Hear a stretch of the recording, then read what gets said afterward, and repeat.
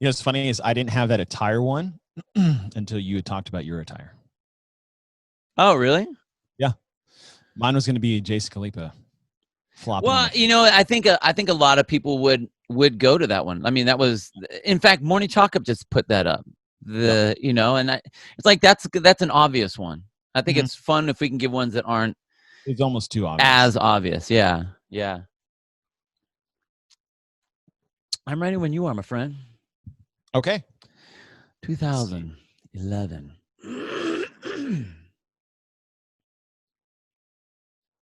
Yeah, I definitely have like a 3 in place of one slot that I can't quite finish. So I'll just probably listen to you do a couple and then see where I want to go with it. That's fine. Okay, I got it. Oh, all right. Mount Rush Moments 2011. Bring it. 11. Here we go. 11. 3, 2, 1.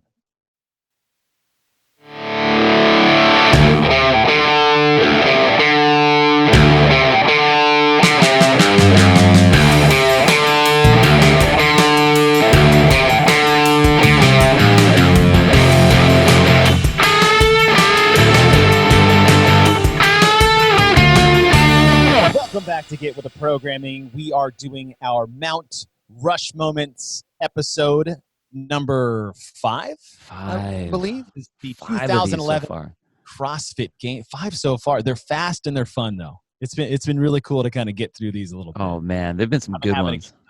Our top 4 moments, memories, little background stories you may have never heard of as a CrossFit Games fan that we have ourselves. And what's really fun is me and Bill actually are getting more and more in person, on site, behind the scenes details as we get deeper into these games discussions. But Bill, before we get started, I would like to pull out my newest caffeine addiction.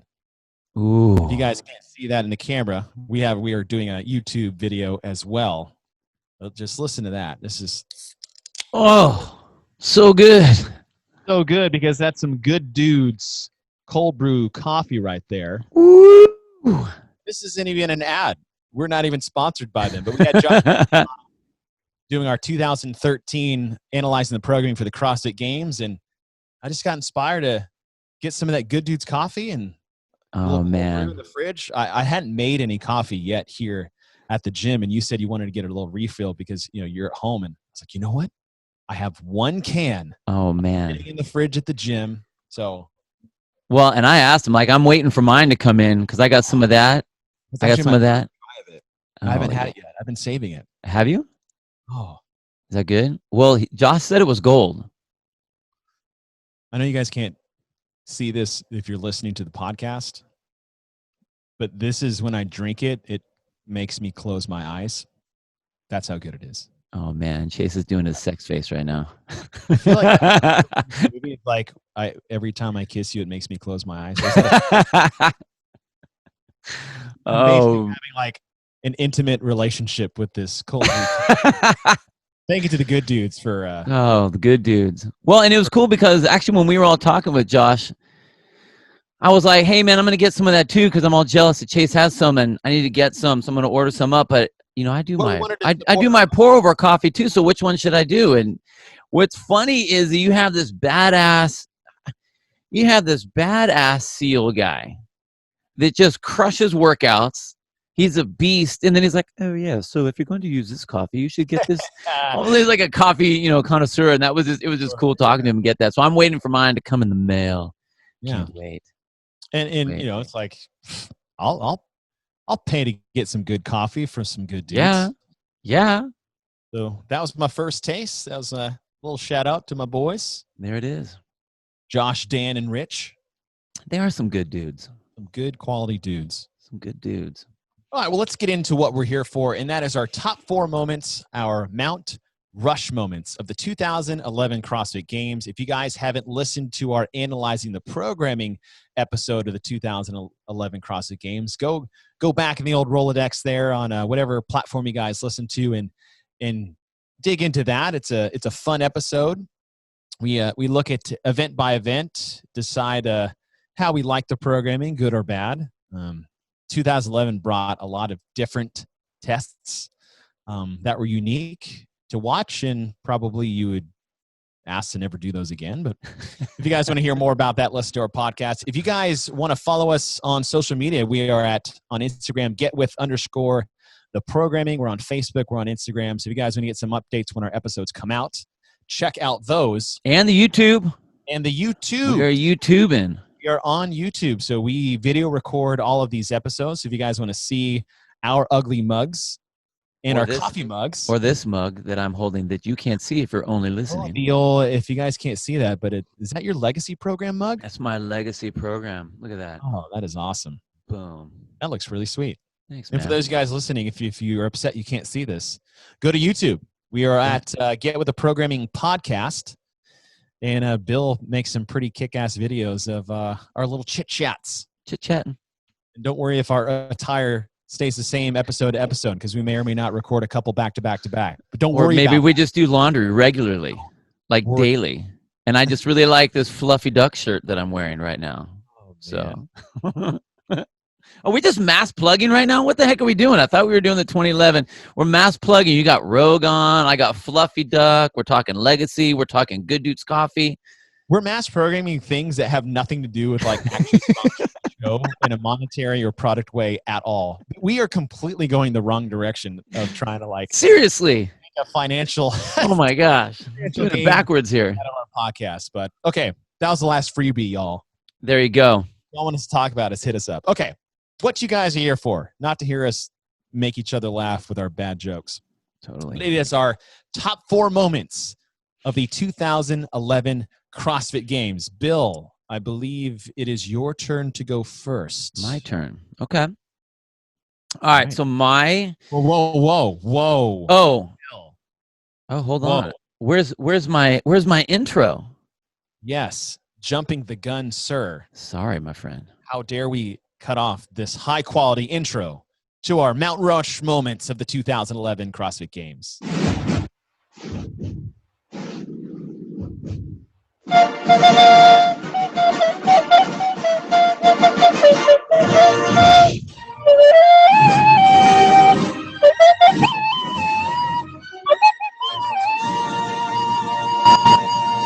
How dare we skip that high quality musical introduction? You know, it's just not right to try to put something out there without that intro music. It's so good. I almost had to start this whole darn thing over again. Dang. Okay. But right, now it's good. All right. So, sir. My first is going to be, this was the first time that they did a swim event at the games, and I was lucky enough to be able to test this event. So Dave took me out to the beach. To test this one. Yeah. So, and it was a trip. So when they did this, Dave's like, Bill, you got your suit? And I'm like, yeah. And he's like, okay, you're coming to the beach with me. I'm like, all right. And it was super secretive. So here we are with Dave Castro. We're going down. Before the game started or what? Yeah, this is two days before, a day before, something like that. Not like anybody would know anyways, but no. Well, but I mean, cool. CrossFit now is, what was growing. There's a lot. I mean, we're in California. There are CrossFitters that are coming to Carson, California. So the people are down in LA. Where are you going to go? Well, Santa Monica Pier. That's where if you're a tourist, you're going to go there anyway. So here we are. We're trying to be secretive about this swim. Yes. And seeing how far we should go out. And so Dave's having me swim out. He's having me run the beach. So I ran the beach and, to kind of pick the distances of what we were going to do. And it was all trying to be super secretive. So like I was sitting there thinking like, okay, they've already talked to the lifeguards. The lifeguards know that something's going to happen tomorrow. They're trying to, and again, the secret, the attempt to keep everything unknown and a secret was a trip. Like that's one of CrossFit's big things is they don't want anybody to know because they don't want anyone to get the upper hand. Especially when they're going to bring in a swim for the first time ever. For the first time. Yeah. Yeah. Yeah. And this was like the way they set this one up, it was a big deal. You had the swim, you had the run, you had a rig that was going to be put out on the beach for chest bar pull-ups, and you had these mats that were on the floor for, your hand release push-ups and your air squats and then the run. So it was a big production to get all this stuff out there. But the fact that they were, and they call it, I mean, it was called the beach, but the main emphasis was the swim. Right. And let's just take a look at what this was. Like when Dave had me swim, he was like, I think he didn't say this, but the distance that we went was originally somewhere between 400, 500 meters. The way it was written was 210 meters of swimming, 1,500 meter run, 50 chest bar pull-ups, 100 push-ups, 200 squats, 1,500 meter run, and yet everyone's talking about the swim, and it was only 210 meters, if it was even that. If it was even that. And what's crazy is that this was one of those elements that just smashed. It just like CrossFitters just weren't ready for it. They didn't know that it was going to happen, and there were athletes that this ended their CrossFit Games. I mean, Rob Orlando, like he went out. I talked to him afterwards about it. And he's like, I was going down, man. Like I was thinking about my kids, and I'm thinking this is not worth it, kind of stuff. Yeah. And as a swimmer, I mean, here you are as a swimmer, and my lifeguard background and stuff like that. Like I looked at that as, could you make it like a swim? Like you barely get out into the water, I mean, but like the disparity between those that could and those that couldn't swim completely changes, even though you had 3,000 meters of running and all the other stuff you had to go on. But that's my first one. Like it was so cool to see Santa Monica Pier, such a iconic place, and to have the first event out there and to be able to be part of that first event, and help test it out. That was huge. So it was really cool. That's good. I will build off of yours in true nobody believes that we haven't told each other what our top 4 moments are. And it will be the beach event. It'll be a little bit different because obviously I didn't test the workout. I didn't make the games this year. I was coaching a team that we qualified for the games, but this is the second time ever to the CrossFit Games that I would just kind of be in the stands and watching. Yeah. And so here are my memories of that event.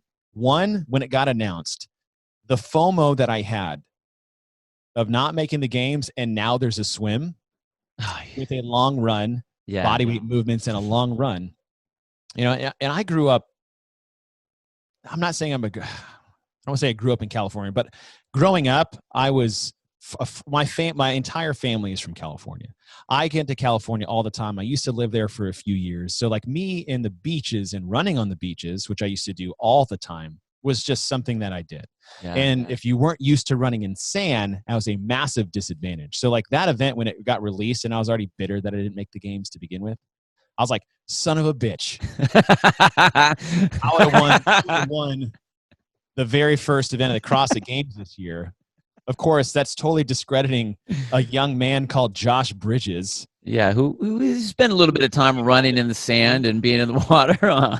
Josh Bridges, him crushing that event, I was like, oh, maybe I wanted to win that. And then watching Julie Fouché come out, and that was kind of her first time at the games, making a name for herself, and what a way to do it with an event win. Yeah. But the moment, other than just my own personal FOMO, was coming in. Graham had just won the 2010 games, Miko 2009. He didn't have a great 2010, but I feel like there was a lot of hype around Miko Salo coming in this year. Every time that guy steps on the floor, there's hype. There is. But this event, you're talking about how it knocked Rob Orlando out because Rob just quit. Yeah. This event actually knocked him out because a wave ruptured his eardrum. Right. I know. So the first event of the games, having nothing to do with his fitness level or fear or bad swimming, because he actually wasn't about. He swam like he. Yeah, he was a diver. He did a lot of underwater diving stuff for his fire department. Yeah. Right. And so a rogue wave comes in, pops him in the side of the head, busts his eardrum, and the 2009 champ, who we thought would be vying for maybe a repeat, at the 2011 CrossFit Games gets knocked out in the first event before the weekend could ever get started. Yeah. So that was my first multiple moments centered around the same moment. I like it. All right, one down. Number 2. One down. Okay. So I got to be, since we were doing the broadcasting of this stuff, they always would want us to be around the athlete briefings for the different events, so we can kind of hear the standards and we can hear what's happening, because we could utilize that stuff when we're going through our commentary. When they announced, this was the year that they had the skills event. Yes. And they announced, Dave's out there telling everyone, okay, we're going to do a softball throw, we're going to do a handstand walk, and we're going to do a this and a that. And watching everybody's like, what the fuck are we doing? Seriously? Watching that was really, really interesting. But if you go back, you can find video of Sevon interviewing some of the athletes. And the very first person that he asked, and if you watch the video, it's great, because the first person he asks is like Jason Khalipa. He talks to Dan Bailey. You see Pat Barber in there, Graham Holmberg, and those people I think are great. I think Austin Malleolo is in there too. But Jason Khalipa, first person. Hey, Jason, so tell me what you think about the events. And Jason's face kind of goes blank, and then he goes, oh yeah, I think they're great. I think they're awesome. It's going to be a great time. Good time. All right, good time. Which, come to find out, when he does the throw, like, that's the throw that everybody talks about, is Jason Khalipa's around weird left-handed, oh man, like one of the worst throws. It's like, okay, that was a joke, right? That had to have been a joke. He didn't really throw the ball like that. But everyone's response, everyone was trying to you could see it. They're trying to mentally get it in their head that, oh crap, I got to be positive. I got to be into it. Sevon asked Dan Bailey, so is a softball throw, is that CrossFit? And Dan kind of stumbles a little bit, and then he goes, well, I guess, because the creators of CrossFit say that it's CrossFit, so I guess it's CrossFit. So everyone has these weird responses. Nobody was being outspoken back. No, man. The person that gave the best response to it was Graham Holmberg, and his response was, you can't overthink these things. Either you have it or you don't. They were partially scored, so they were only 50 points each. So it wasn't something that you should let yourself get. What's that? What were the 3 skills on that first one? Softball throw, weighted pull-up, snatch, handstand walks, and then the carry, the farmer's carry, with the. There were 2 different skilled events. I know we just did this one on our podcast, but I forgot, because it was 3 skills wrapped into one. Because there was an L-sit. Oh, L-sit, weighted pull-up, snatch. A farmer carry, a handstand walk, and a softball throw. Yeah. So which one? Whatever. But yeah. Anyway. Well, all of those. If you look at all of them, they're so specific. But everyone that was asked was like, you could see them all trying to wrap their head around it, and their brains were exploding. And it was interesting to see the athletes that were like, all right, cool, let's just do it. Whatever. If you're gonna be fit, you're gonna have a level of athleticism. So it shouldn't matter. That's, when you talk about fitness, you should be able to handle anything or have a level of capacity to do anything. And it was so funny to watch everyone's response to that, because it wasn't like 21, 15, 9 barbells and this and that and running and swimming. It's like, you're going to throw a softball. Yes. I would have loved to see, fast forward to 2019, 2020 level of athletes in their, not even a softball throw, but like their athletes are a bit more outspoken now.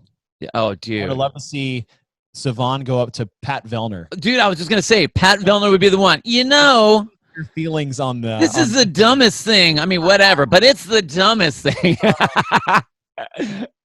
That's funny. Oh yeah, that's my 2. That's my number 2. All right. My number 2 will be the Killer Cage event, which one of my favorite kind of setups walking in, you're like, what are they going to do? You have this like huge cage that covered the entire middle floor of the tennis stadium and had like barbells, and we saw these bikes that we've never seen before, and like, what's the event going to be? But one of my favorite moments, and a lot of my favorite finishing moments actually have to deal with Josh Bridges for some reason. Maybe just because he has So the taste. passionate, man. The guy, when he finishes, pumping his fists and yelling Yeah, and he has screaming. that passion that's so infectious but relatable. Yeah. And it was the final event, the final heat of the men. And I think this was this Saturday night? Or maybe it's Friday. Yes. No. Nighttime at the tennis stadium. I mean, how many different times? Yeah, it was Friday. How amazing this was. Yeah. But Josh Bridges was behind, and we saw Elizabeth Akinwale do this where she actually went down and back. So they had monkey bars, basically. Yeah. It was 25 feet down, 25 feet back, or something like that distance. Anyway, so Matt Chan is decimating the final heat. He went out like a bat out of hell, crushing everybody. He gets to the other side of the cage before Josh even hops up. And Josh starts going down, and nobody's noticing Josh because they're just watching Matt. Right. And Matt gets like, I think he tried to turn. So he comes down after like six bars, falls. Josh gets a little closer, goes down again, falls again. And at this point in time, Josh makes the turn without coming down, and then here he comes. And he starts going down. He makes the turn. He's the only male athlete to try that, especially on the final one when your grip's blown out. Yeah. And you just see Josh starting to crawl, and he's like walking his legs like he's running in air, trying to keep the balance as he goes down, and gets ahead of Matt Chan at the very end, and the crowd is jumping to their feet. And I was actually sitting like right there at the finish line to watch this go down. And we're making bets, right? Like my buddy picked Matt Chan. I'm like, I'm going to take Josh Bridges. And so not only did I feel good that because like I was the smarter one and I won the bet, but like, that's the only reason why I like it, right? But Josh Bridges finish, and just that was one of the first times we had this like electric roar, this like rise as Josh starts getting closer and closer to the finish line. So that was a fun moment for me, and that really started to kind of like turn the tide of how special the nighttime at the tennis stadium be, for those athletes. So Killer Cage, Josh Bridges, that's one of my top moments from the 2000. That's a great one. That's a great one. You know, I remember that was the year I got called out of the commentary booth to come down and call as an MC on the floor for some of the events. And I remember I had to do the team version of that, and trying to maneuver, dude, like you had nowhere to stand but inside the cage with like multiple people flying all over the place. And I just remember ducking legs and ducking bars, trying to get around, like to understand how big that rig was. Like it filled the floor. It really filled the floor. And then to have teams on there, you have multiple people plus the judges and everything. It was like, man, I was just trying to not get kicked by somebody as they're flying by. That was nuts. That was a crazy event. Saw that rig now, they're like, what's the big deal? Like, no. Like 2011 context. Now we have the Zeus rig. So yeah, totally. Everything is small compared to that. All right. That's a good one. My number 3. Rob Orlando. So, and I think I brought this up in our analyzing of this event, but the rope clean event. So the rope clean event was the rope climbs that would descend from 5 to 1, and the clean and jerks would go up in weight from 5 reps down to 1 rep, and I think it ended with 225 for the men. It was pretty quick. It was a fast one. Rob Orlando was knocked out of the competition because of the swim. So that ended his thing. But they allowed him to compete for the rest of the day. So he could do the rest of the events that day. Which I'll be completely honest, totally bothered me.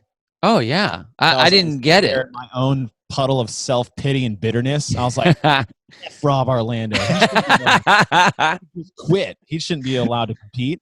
that was, I mean, and I don't even know, like, honestly, I don't even know. So No. But at the time, I was like, screw this guy.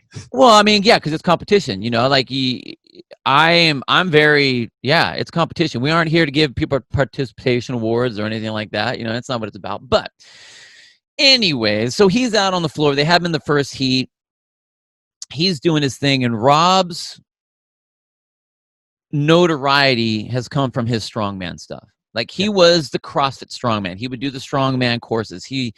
That's where he came from as he came into CrossFit. Oh man, at the time, you watch his old videos, the things he was doing were, he's like, hey, yeah, let's just we're gonna do, rep out 315, a bazillion times, and back squat, and it was disgusting. Anyway, so he gets out there. This is his last event in the CrossFit Games. Isn't he in the first heat? Yeah, because he doesn't, quote unquote, he doesn't count. So they just want to put him out there. And so he goes. Time, there's nobody in that heat. No, not really. I mean, none of the people that are people that did bad in the swim and stuff like that, were in this event. Go out and crush those weights. No. So he goes out, and it was really interesting to see that there were other athletes that struggled. Like, they pushed the rope climb and the clean and jerk to where you get to, I mean, Spencer Hendel, he failed the 225. He was super strong. He failed it like twice or something like that. Crazy. And here's Rob Orlando. He gets to the 225. He cleans it. He jerks it up overhead, keeps it in the front rack, and then starts repping out more jerks. And he's like, boom, it does another one. Boom, it does another one. And then the crowd starts counting. And I think he did like 7 jerks at 225 at the end of that. And, I talked to him later about that, and I'm like, hey, dude, I think, like, I wasn't, as an athlete, I wasn't stoked that they let him compete, quote unquote, be out there. But on a show level, dude, the crowd loved it. They loved it. It was so cool to watch. And he's just like, take that 225, boom, like putting it up like it's like 135. I'm like, man, dude, you're strong. you're really effing strong. You know who didn't love that? Awesome. This guy. Oh, quit being a baby. Quit being a baby. I will fully admit that the only reason why I was pissy about anything, especially, this is really funny because I remember this vividly, was I've already said I was already bitter about missing the CrossFit Games. I was already bitter about there was a swim. Yeah. I was actually really good at rope climbs and clean and jerks, even at that weight. And I wasn't a super strong guy, but that was a weird thing I was okay with. And then the fact that they let Rob, when he, I didn't know about the fear of drowning and, family kids, like, I will respect that. Yeah. Especially now that I'm a dad myself. So I'm looking at it through this FOMO lens. FOMO, totally sore loser lenses of, this dude just quit the swim, P word. Now they're going to let him compete in the tennis stadium. Because why? Because he's Rob Orlando? Because I knew who he was. Yeah.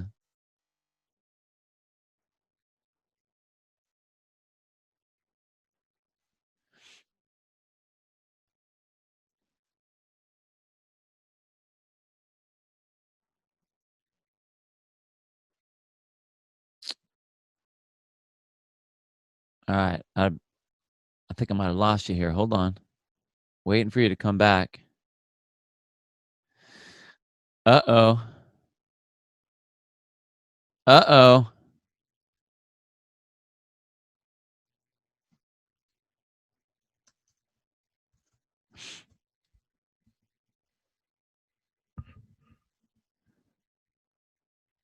Hello, Chase? Oh, no.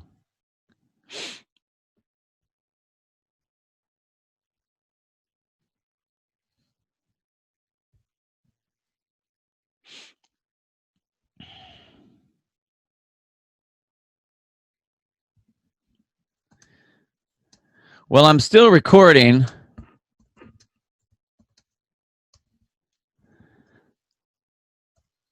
All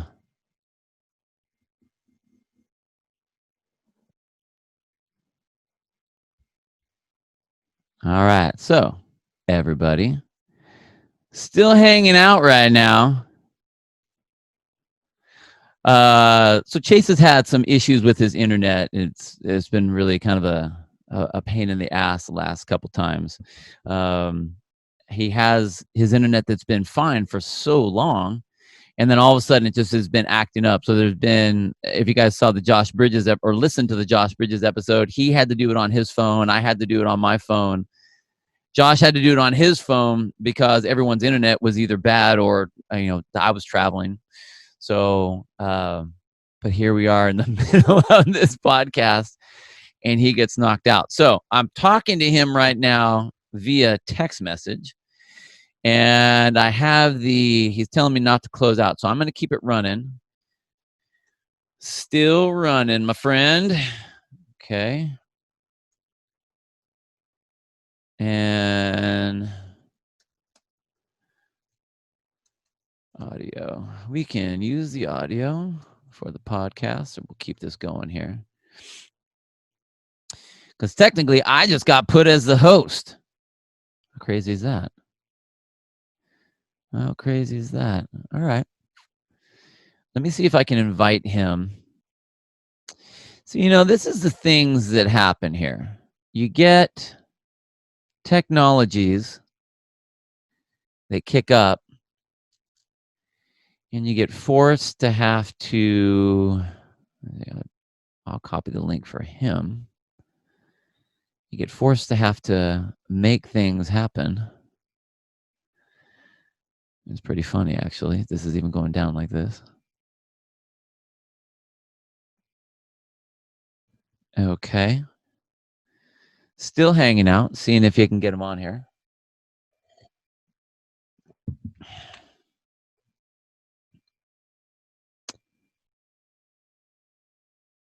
All right. I don't see him on here yet. Waiting for the participants number to jump up. All right, so he's trying to get back on here.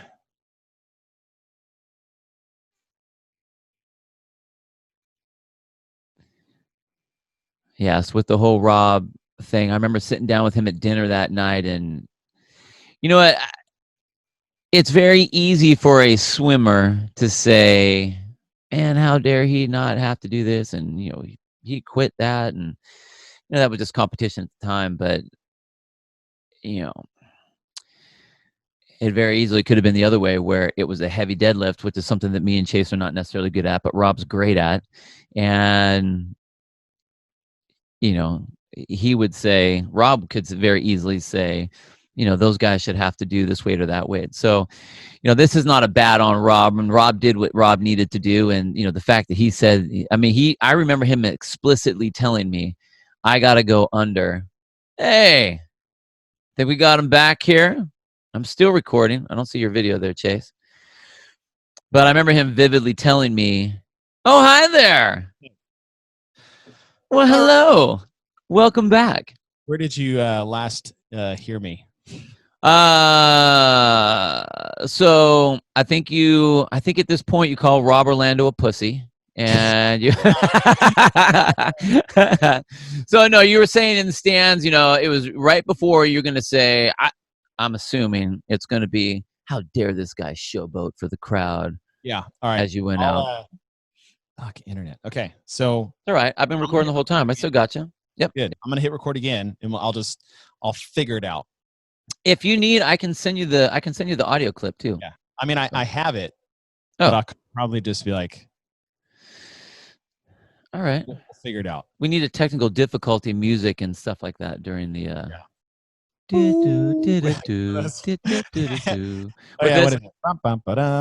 Yeah. Some weird little like. All right. So little I'm screen recording here. I gotta figure out how to cut and splice, but I'll figure it out. You'll figure it out. Okay. All right. So you're pissed that he's showboating. Oh yeah. Okay, back to my story about Rob Orlando. Again, let me preface this with I'm looking at this through the eyes of a bitter 12-year-old kid that wants to play. 12-year-old child who wants to play with the toys that he doesn't deserve to play with.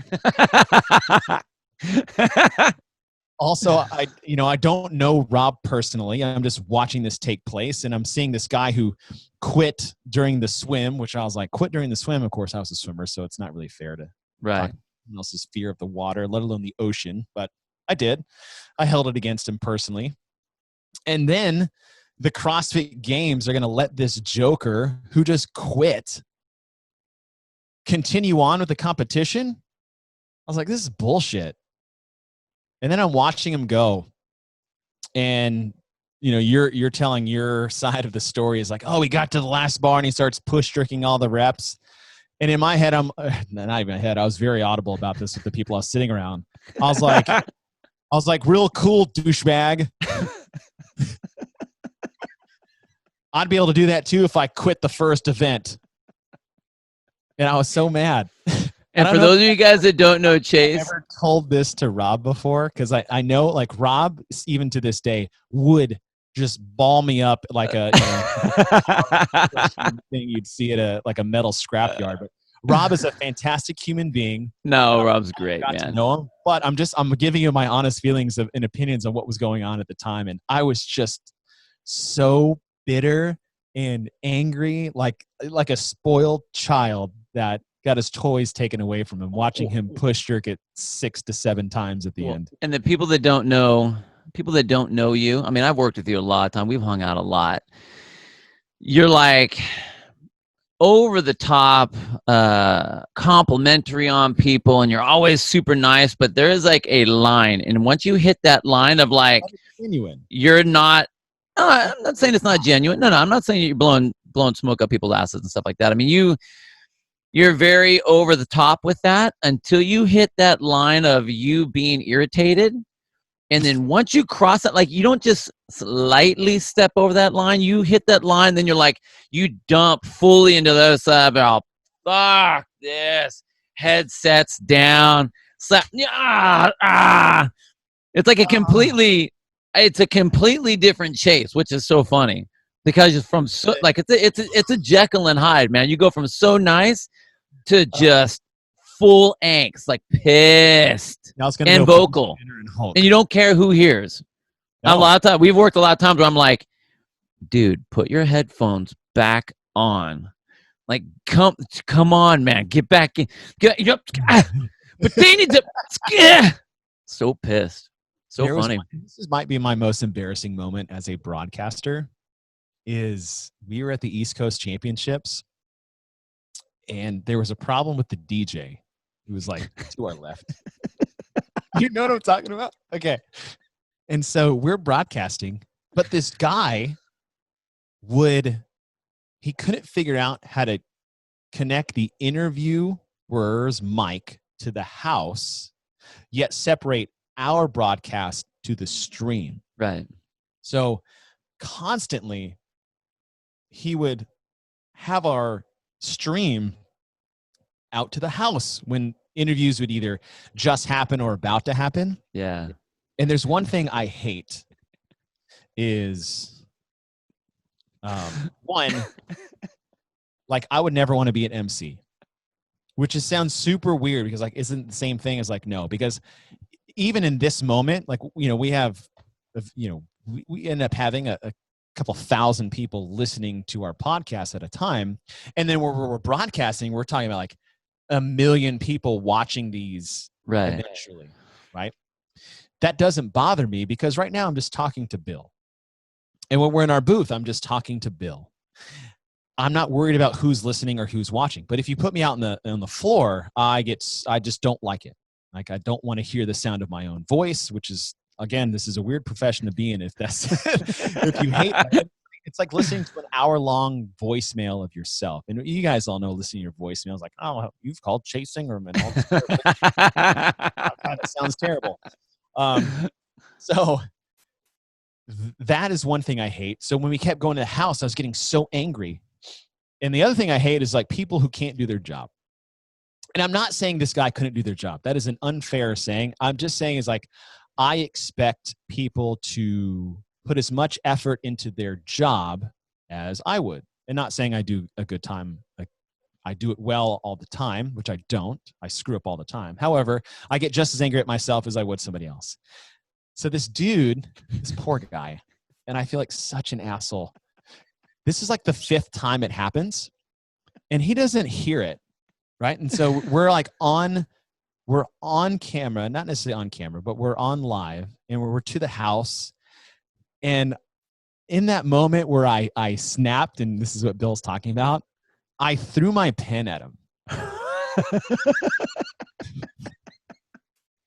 You're such a spaz, dude, when you hit that point. It is so funny. I saw red and I snapped, and the only thing I thought I could do to get his attention, because he wasn't paying attention, he was in his head, he's thinking he was playing music and he's going to check out for 5 minutes. I throw my pen at him and give him this like, what the F look when he looks up. Yeah. And I felt like afterward, like in the moment and then afterwards, you're like, I feel like the biggest prima donna, fake important celebrity douchebag to ever walk I felt so bad. I even went up to him later and I was like, dude, I am so embarrassed and I'm so sorry, but do your job. But do better. Yeah. It's like anything before but doesn't mean anything, but right. do your job. So yes, that was back to that snapping moment watching the participation ribbon event for Rob Orlando, who just quit the first event of the CrossFit Games, pushed your 225. I was like, cool, man, you're that guy. So that's not really impressive. You know what would have been impressive? Finishing the swim. And that was which that was I my can see attitude from that lens. I get it, man. I get it. I thought it was cool just because it got the crowd into, and actually what it did is it showed how, to me anyway, it showed just how heavy that weight was and how good some of the athletes are. The fact that at the end of this, he's repping it out, where you see Spencer Hendel, he was known as the strong Olympic lifter in our space, and having problems with it, except for he Rich was failing it. Yeah, so I was cool. I loved the moment. Like, take all because he wasn't in the swim. Away from your you moment. take that moment, my rush moment. Yeah, you're shitting on my moment here. That sucked. one moment, and I thought it was cool. So, yeah. Hats off to you, Rob. Good job, buddy. It was cool too. I was the only bitter fans that didn't think grumpy fish. Old grumpy fish in the grumpy chase. All right, is this 3? That was 3. Okay. My moment deals with just before the finals of this start to happen, because when it started, it was fairly light outside, but then it got pretty dark. And this is when ESPN came in. So ESPN had come in, and they were like taping these, and even though you're calling them live, they were going to reproduce these later down the road. So at the nighttime and the finals of the men and the women, and at the time, when you bought tickets to this, is like you could sit anywhere you wanted in the tennis stadium. And so what a lot of people do, and myself included, is like, I got there early. I did the same thing with movies, not now, but I would be like, we're going to show up 3 hours early to the movie, and we're going to sit in line. I'll be first in line. We're going to get the good seats. It's like a 50-year-old dad. But I wanted to sit in the middle. So I get there. I get like the front seat, front row, right on the edge of the tennis stadium, from the side, so you could watch the whole event take place, because the event went the width of the tennis stadium as opposed to the length. And I sat there right in the middle, affectionately maybe like the 50-yard line, you could call that. Right. And so this is a special moment for me because Dave Castro comes out. And I think one people don't really know about Dave is that outside of his callous, poking fun, stirring the pot Instagram exterior that most people only know him by, is Dave is actually a very caring, sensitive, but thoughtful person. Any interaction that I've had with Dave. Yeah. And at this time, I'd have no interactions with Dave Castro. However, I'm sitting in the front. Dave walks by. We make eye contact. He stops and he reaches up to give me a high five. And he goes, man, I thought I'd see you out here this year, which means he remembered me from the year before. And, this is one of those personal moments is like, yes, I made the games in 2010. I just missed him in 2011, but I had a good performance at regionals. I just had 2 bad ones that kept me out. One of them being a deadlift box jump the first time, and 1 micro step on a thruster that I got easily. No rep. Anyways, so he stopped, took the time to give me a high five, and I get to reach over the rails and just kind of high five him. And he even said I thought I'd see you out here this year. I was like, hey, maybe next year, which it wasn't next year, and it was never a year after that. But for me, that was really cool because that was kind of that Dave would remember that or even know who I was. And then the relationship we would kind of foster later down the road. And it was a few years after that, but that stuck with me. And it still has stuck with me to have that little moment with Dave when when Dave's there at the games, he is so immersed in what's going on. Yeah. And distractions are really not a thing that you want to do to him, but he kind of clicked off and just was like, hey man, what's up? And I was like, whoa. So for me, that was a special personal moment between really my first interaction with Dave Castro. That's pretty cool. Because that was number 3. Are we at to the 4th one now? We're on the 4th one. Okay. Last one.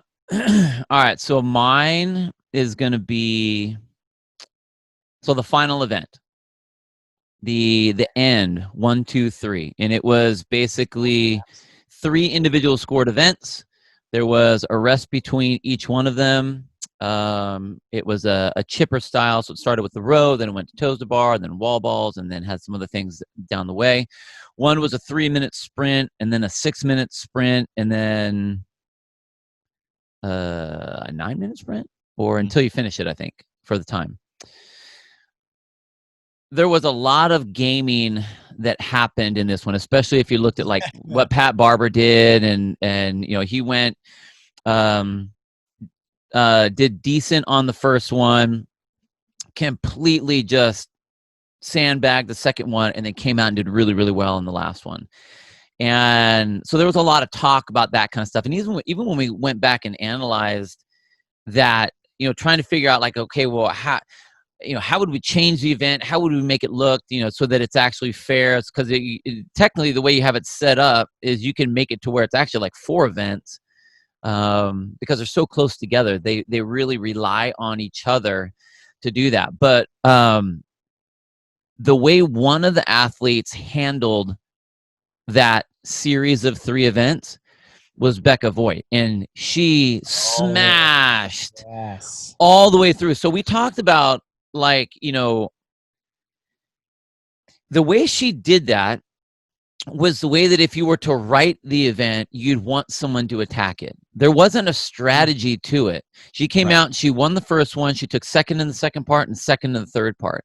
And the fact that those were all 100-point sections literally put her from, I think, fifth or 6th place to 3rd place. So she stepped up. Oh, I mean, it was unreal. The fact, one, that she did so well in those 3 events back to back to back. Because if you pushed one, to have the capacity again to come back and push again, and then a 3rd time and finish it.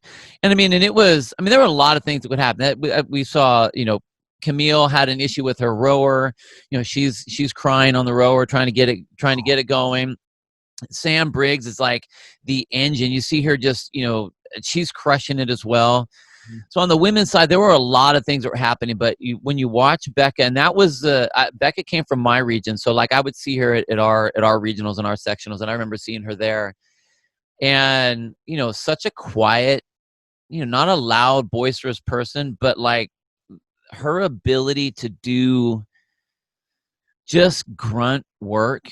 Yes. And just get after it was fun to watch. And the fact that she was able to do that well, that just stuck with me in that event, because that event was designed really oddly, I think. And I'm not saying it was a bad event, but I don't like the fact that it was, each piece was so contingent on the next one, but then scored separately because of the gaming you could do, and she didn't do it.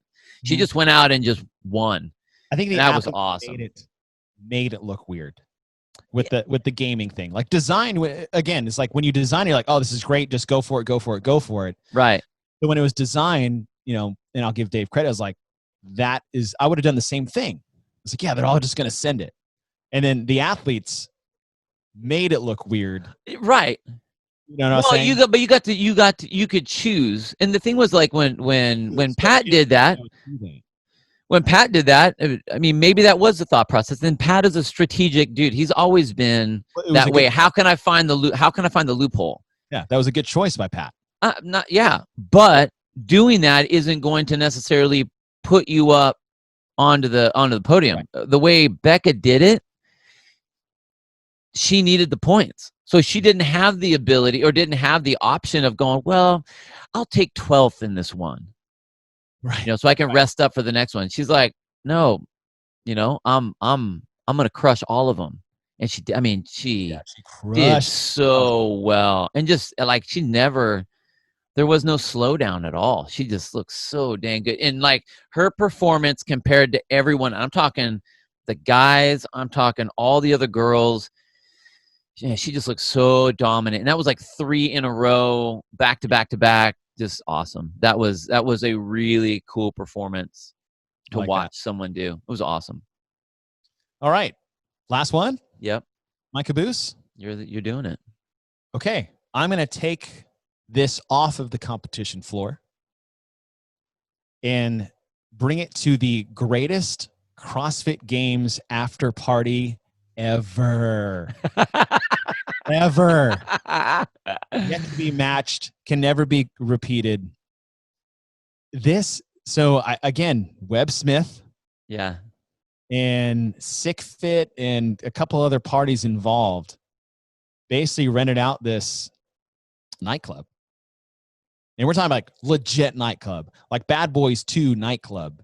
It's kind of what I thought about going in, like high ceilings and this like painted and these DJs and laser lights and smoke. And when they introduced like the start of the party, they played the intro music from Blade, if you remember that. Oh, no way. Oh, they started playing. Oh my God, this is for Blade. Blade's, and at the time Blade was pretty new. But that after party, it's like you couldn't get in. Like you had to get like wristbands that they weren't even selling. And then when you got there, the line was out the door and they weren't letting anybody in. But like I got to get in because at that moment in time, I was pretty tight and cool in the Cool Kids Club with Webb and in that whole group, because I was a quote sick fit athlete, I guess you could have said. And like all our friends went, and this was at the time where the fun part is that all the athletes went and just partied their faces off. Yeah. Yeah. Everyone was there from what I remember. And I'm talking about like athletes and CrossFit HQ members. Dave was there and people were just getting lit, trashed. It was awesome. Like I remember Camille like dancing on top of a table to like her favorite song and just like pumping her fists in the air, and like everyone was just going crazy. And like Danny Nichols was walking around without a shirt on, if you remember that guy. And I was like, oh, you have a nipple piercing. Didn't know that, but now that you have your shirt off, maybe this is like his going out nipple ring, because I don't remember it from competition. But that party was amazing. And we have yet to do anything since 2011. That was so much fun. And I think a lot of it had to do with like at the time, like the athletes weren't so like super fixated on perform. I mean, they were fixated on performance, but not like now, right? There's a lot more at stake now, than there was then. But it was really cool to just see them all just let loose and go crazy and be in the mix and that whole scene. So the after party of the 2000 Games is my fourth and final rush moment. That's pretty good, man. Because they always tried to do. It was really interesting how they set that whole after party thing up after that, where if you were a spectator, like they'd try to hype up the tickets for that, and even that people would get the tickets and the wristband, a little glittery wristband to get into the different parties, and it's like they wouldn't even be able to get in, because there'd be so many people. So it's like, oh, it's great. Here's you can buy this buy this pass and you can't even get in there. That's too bad. We reached maximum capacity in like the first hour. Dude, totally. Yeah. And so we're walking up and they're not letting anybody in. I was like, but I got the black wristband. Do Like, you come know on. who I am? I wasn't, but that's kind of how I felt at the time. Oh man, that's awesome. That's a good one. Thank That's you. a good one. That was man, that was a fun party. Ooh, good times. All right, 2011. Boom. Just like Boom. that, dude. Done. Just like that, we're done. Although this is probably one of our longer ones. I have a feeling they're going to get longer and longer. We're like, oh, they're going to be short, fun episodes, and you guys won't get bored halfway through. Lo and behold, apparently Bill and Chase can talk for quite a while about their fun memories. We like to babble. Oh, that's good. All right, 2011 done. If you guys haven't listened to our analyzing the programming of 2011 to get more of the weekend events and how that all unfolded to kind of see where we pulled these moments from, go back and listen to that. If not, hey, we got 2012 top rush moments coming up next. So you guys stay tuned. We got a lot more content coming up. Later, guys.